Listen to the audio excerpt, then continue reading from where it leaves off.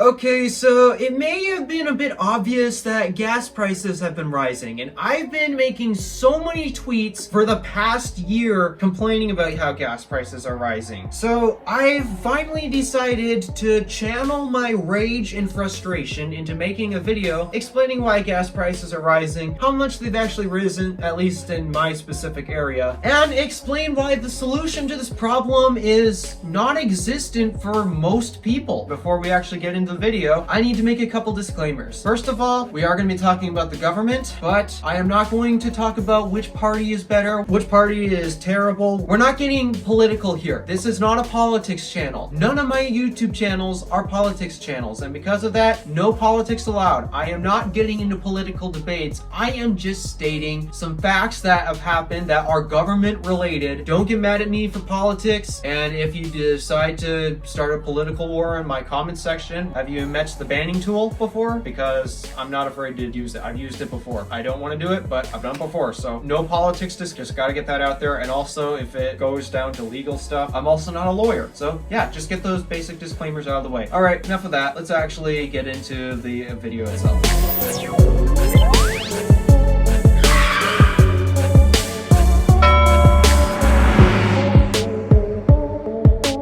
Alright, so I've done some testing before I actually decided to make this video. I mean, it's not really testing, it's just I've been recording some data and keeping track of prices and such. Let me show you exactly what the gas prices have been like in this area. And I'm saying this area specifically because gas doesn't cost the same in every area. Like, for example, I live in Michigan, UP, Michigan, to be a little more precise. Gas is around like $4.50 or something. California, I hear it's up to like $7. That's what I've heard at least. Gas prices, they vary depending on where you are, so I'm just stating the prices in my area. This does not necessarily mean it applies to you. It could be better than where I live, it could be worse, like California. I don't know whether to feel bad or not for Californians because, I mean, they have to deal with even higher prices. Then again, they chose to live in California, the state with the highest prices in almost every basic thing that we pay for. Like, example, like electricity. Actually, believe it or not, Michigan actually has the highest electric rates. I have no idea why. Anywho, we're talking about gas, not electric rates. So let's actually get into my testing. Obviously, I did this with my car, Red Fox, a 2007 Buick Lucerne CXL with a 16-gallon gas tank. Oh, and a V6 engine because obviously fuel consumption is slightly different. Like, for example, you could have this cheap little economy car with the tiny 4-cylinder, maybe even a 3-cylinder. that just barely sips the gas. Or you could have this ginormous truck with a big V8 that is just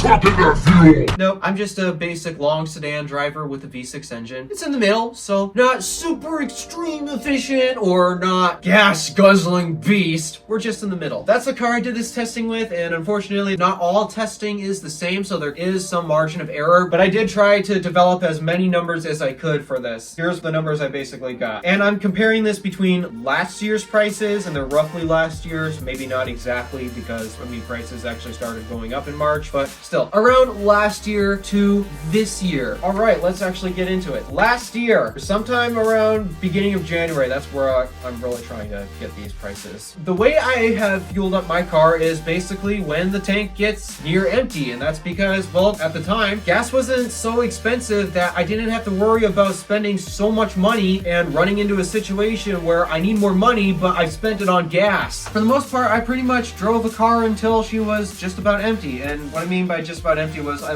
like 7/8 of a tank was like maybe 1/8 of a tank left. I like to at least keep 1/8 of gas for in case I can't find a gas station, but yeah, anyway, details don't matter. I didn't fuel up until I was at 1/8 of a tank, which is roughly 2 gallons of gas left in this 16-gallon tank, so that's 14 gallons consumed. When we pay for 14 gallons of gas, how much did I spend last year? About $30 to $35 for 14 gallons of gas. That's not bad, to be honest. Oh, and by the way, that was about $30 to $35 a month. Yes, I didn't actually have to refuel my car until roughly the end of the month. I actually have one period where I was able to go 2 months without refueling. Really nice. Though I'm too busy to the point where I have to refuel every week. $30 to $35 for 14 gallons of gas. That's about $2.14 to $2.50 a gallon. That's not terrible. It's not ridiculously high, but it's not exactly the lowest ever either, but it's not terrible. It's fine. $30 for a full tank of gas? I'm not not gonna complain. Fast forward to today, now I'm actually fueling up weekly, and that's because these prices have gotten so out of hand that I do not like spending the amount of money I am just on gas. I actually started refueling every week instead of at least once a month when the car, well, basically gets near empty. So how much gas do I basically empty within that week? About a quarter tank, 4 gallons, and that's honestly kind of to be expected because a month has about 4 weeks. I basically drove it until it was near empty, changing from 4 weeks to 1 week, fourth of a tank. The rate of consumption over time is basically the same. Pretty much what I've nailed it down to. What am I paying for a quarter tank today? About $20.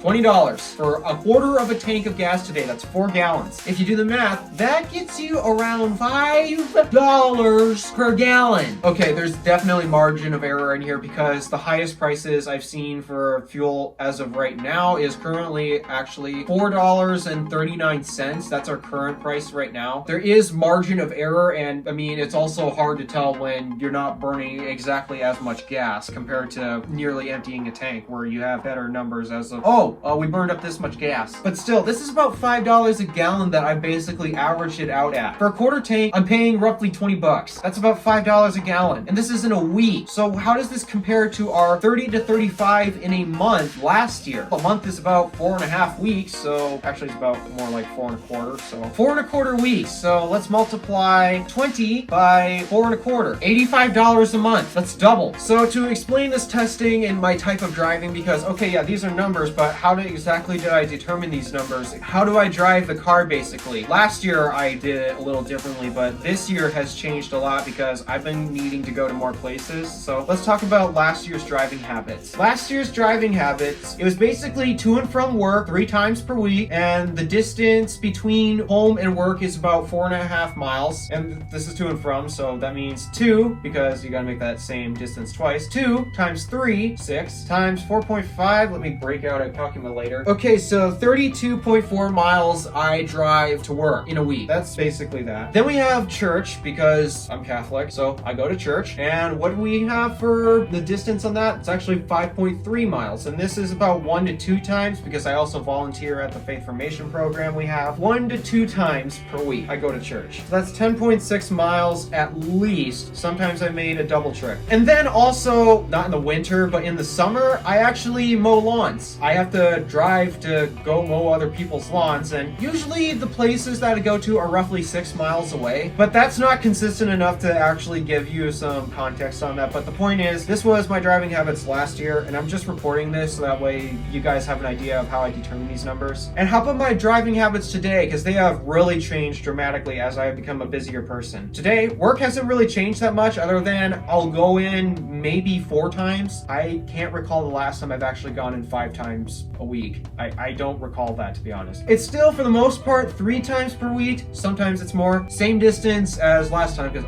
I didn't switch jobs or anything, so that still hasn't changed. To and from church, I've gone a lot more frequently, actually, and it's because I've been attending not just either the Saturday or the Sunday masses, I've been attending both. And then, of course, I volunteer at Faith Formation, so I have to go there still. I've been driving a lot more to church, so that has definitely upped my fuel consumption as I've been driving more. I don't mow lawns yet, and that's because, well, this year we're talking about, and I don't know if you guys know about Michigan, but we have a lot of snow. But I've actually started taking a class around, well, September to actually better enhance my, well, creativity skills that involve computers, like photos. Okay, I suck at photos. I really do. Music, videos. I've been doing this sort of stuff at this class. I basically am trying to make better videos, better content for you guys to watch. I've been going to this class once a week. Let me know if you guys think the class has paid off. You can watch some previous videos between September and now to see if the class has been paying off. Yeah, I've been going to this class. However, this class is actually pretty far away at 17 miles distance. And that's just to get there. I have to drive 17 miles back once a week. This is basically my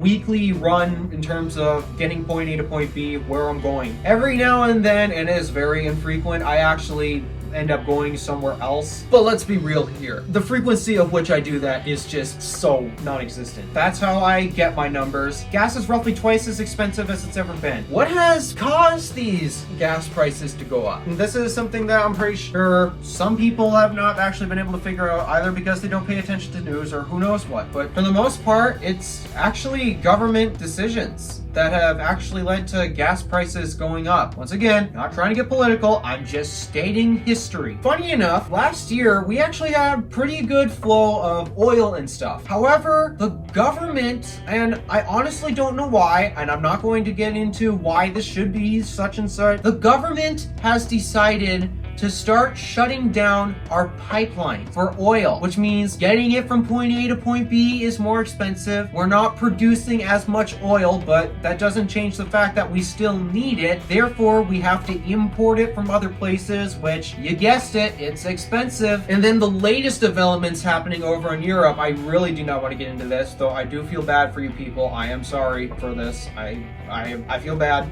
I do. A lot of these are basically government decisions. The government has been deciding to shut down these pipelines, at least from what I've heard. Their reasoning is basically so we can reduce our carbon footprint. Not going to debate about whether that's right or not, but I'm just stating facts. So this is the reason why our gas has been getting more expensive. What's the solutions then? Clearly, the government has no interest in turning these pipelines back on so we can get gas at reasonable prices. So what's our solution that the government is proposing for us to do to combat these prices? First of all, switch to electric cars. I mean, they mathematically, I watched a YouTube channel called Engineering Explained, who has basically done all of the math calculations and has discovered, yeah, electric cars do reduce the carbon emissions footprint. Manufacturing the car, yeah, it's about the same as a gas car, but even compared to a hybrid, believe it or not, electric cars are reducing the footprint. Albeit, it's not by much, but over time it makes a difference, and that's what all of these green energy enthusiasts are enthused about electric cars. That's because my point is, electric cars, they technically are more carbon efficient. We do not output as much carbon as we do when in building the car, owning the car, and just using it in general. Engineering Explained has done the math and all that. I'll leave a link to that video if you want to check it out yourself. So, okay, yeah, the government is on this green energy agenda, so yeah. Everyone, buy electric cars! They're clearly the superior thing! Well, except we got a slight problem with that. This is assuming you have roughly $50,000 just lying around to spend on a car. Let me tell you this, most of America ain't got just $50,000 lying around just to spend on a car. The government has been trying to subsidize this stuff, but it's so confusing with the taxes and such that I really don't understand how it's being effective, because still we have to pretty much put up front $50,000 for a new car. And why $50,000? Because I mean, there are EVs that do cost around more like $30,000 or something.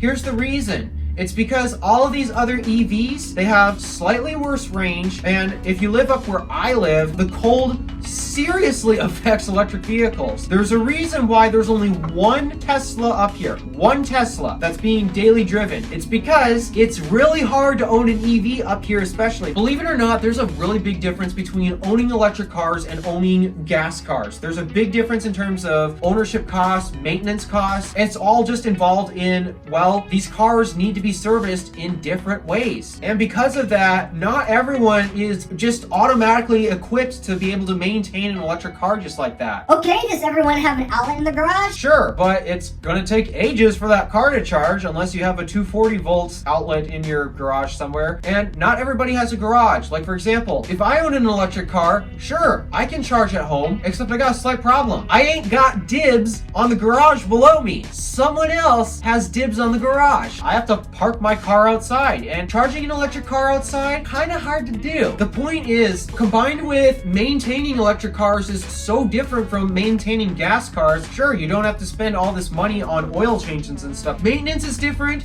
Not everybody can instantly afford these electric cars, and yeah, by the way, electric cars are more expensive to build than a gas car. Why? I've mentioned this before on advantages between electric and gas. You can go check that video right at here, assuming that card wants to appear. These stupid cards, they just don't want to come. Get out here, card! Thank you. So because it's more expensive to build an electric car, that means, well, it's going to cost more for the end consumer. And all of these other cheaper cars all these other cheaper electric cars, they're not terrible, but the range isn't that good. And we still don't even have decent charging networks. And sure, there are electric cars that are even cheaper, like maybe at $20,000 and such, but those cars have like 100 miles of range. They're only good for summer city driving, basically. Up here, that's the number one no-no. I never see these 100-mile range maximum cars around, and that's because the cold affects them so bad. The point is, sure, electric cars, they're more energy efficient in terms of the carbon footprint, but we're still in a transitional period. Because of that, we're not completely ready to just switch over. First of all, they're too expensive, and our lifestyle just isn't ready to deal with the electric car problems yet. And in my specific case, I just don't have $50,000 lying around. And why $50,000 to be specific? It's because I'm looking for a Tesla, because Tesla right now makes the best electric cars. They have the best charging network. They have the best track record. Teslas are pretty much the king of electric cars right now. So obviously, I'm going to get a Tesla, especially since I don't trust many other electric car companies, as either half of them are startup or half of them just don't even know what the heck they're even doing. I have to spend that $50,000, and why is it $50,000 instead of $35,000? Didn't you used to be able to buy a car from Tesla for $35,000? The demand for them is so freaking high. Battery shortages and chip shortages, all of this combined, Tesla is struggling to spit all of these cars out. It is nuts. They are delivering more than ever, but they are just struggling to spit these out, not for financial reasons, but practically for supply reasons. They just can't get a hold of these things. So Teslas are more expensive, which means if I want to get one, I have to spend at least $50,000. And I'm sorry, but not only do I not have $50,000 just lying around, most people also don't have $50,000 lying around. Switching to electric, it's not feasible for most of us right now. What about the other solution, which is pretty much just, well, don't drive, share rides. That way you're not spending as much money on gas. But here's the thing, not everyone has a lifestyle where you can either take public transportation in cities or carpool to work with your neighbor or your friends and such. Not everybody is in a situation like that, especially me. What kind of situation am I in? Basically, my schedule is basically not aligning with anyone else's. When do I go to work? It's actually not in the morning. I go to work basically in the middle of the day. When do I go to church? Well, is it the same time as the rest of my family? No. Sometimes I go both days and my family only wants to go once, because why go both when you can go once? And what about my class 17 miles away? Well, here's the problem. I'm the only one who's going to that place 17 miles away. And those other people, they got busy lives and busy schedules. I cannot inconvenience them for that just because I have to go to class 17 miles away. That's just not right. So I have to drive myself. Basically, for the most part, what's the solution to this? Unless the government decides to open the pipelines back up and actually start making our own gasoline within the country. But no, the government's not interested, as they have clearly shown us within the past year. And yeah, there's basically no solution. We are stuck with these higher prices. It's sad. It really is. So there's your answer as of why gas prices have risen. It sucks. I know it does, and we're basically stuck with it unless somebody actually decides to do something about it. Alright, thank you for watching. Do me a favor and interact with the stuff below. My name is Alpha DeWolf, signing off.